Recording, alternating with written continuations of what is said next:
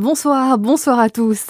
Alors que nos départements restent en vigilance jaune face au froid, plusieurs préfectures viennent de déclencher leur plan grand froid. C'est le cas de Lyon, du Loiret, de la Haute-Saône ce matin ou encore en Côte d'Or hier. Le plan grand froid qui existe depuis plusieurs décennies, qui permet notamment d'ouvrir des places d'hébergement d'urgence supplémentaires pour les sans-abri. Mais pour la présidente du collectif Les Morts de la rue Bérangère Grisoni, cette solution d'urgence est insuffisante face à un problème de fond. Les personnes les plus pauvres sont de plus en plus nombreuses, avec un écart qui se creuse. Il y avait grosso modo 1 million de personnes en situation de pauvreté en 2008. Aujourd'hui, il y en a plus de 9 millions. Et encore une fois, sans englober les territoires ultramarins où ça dépasserait vraisemblablement 11 millions 5. Donc c'est vraiment avoir le courage, l'ambition, la lucidité de mettre en place une politique publique de réduction des inégalités digne de ce nom. Pour rappel, le numéro du SAMU social à contacter pour un logement d'urgence est le 115. Bien que les places soient limitées, prudence, le pic de froid est attendu dans les prochains jours. L'info au plus près de chez nous, c'est aussi le cri du cœur de la commune de Châtenois-le-Royal.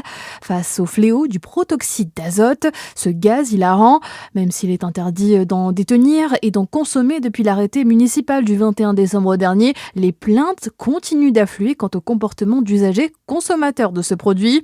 Selon nos confrères en local, les agents municipaux continuent de ramasser régulièrement les cartouches d'usagers. La réouverture d'une piste de la station des Gentianes à Morbier dans le Jura ce jour.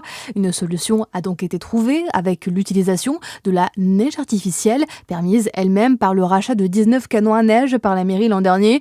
Des équipements acquis pour environ 40 000 €. Cette décision a permis de lancer la saison actuelle en attendant de nouvelles chutes de neige pour ouvrir de nouvelles pistes. L'info, c'est aussi la France qui va emprunter 310 milliards d'euros l'an prochain. C'est ce qu'indique l'agence France Trésor, un chiffre record conforme aux prévisions. L'agence se précise que ce montant, qui représente 10% du PIB, pourra être ajusté en fonction de la loi de finances. Et puis du football, le Sénégal qui va tenter de décrocher son billet pour les 8e de finale de la CAN. Les Lions de la Teranga affrontent à 20h le Bénin dans le 3e et dernier match de poule. Dans ce groupe D, la République démocratique du Congo, qui compte 4 points comme le Sénégal, sera face au Botswana.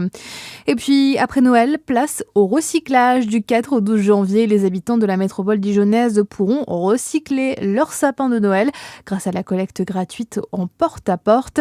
Les arbres doivent être naturels, sans pieds ni décoration. Ils seront ensuite transformés en paillage pour les espaces verts. Voilà pour l'essentiel. Très belle fin de soirée à notre écoute sur Fréquence Plus.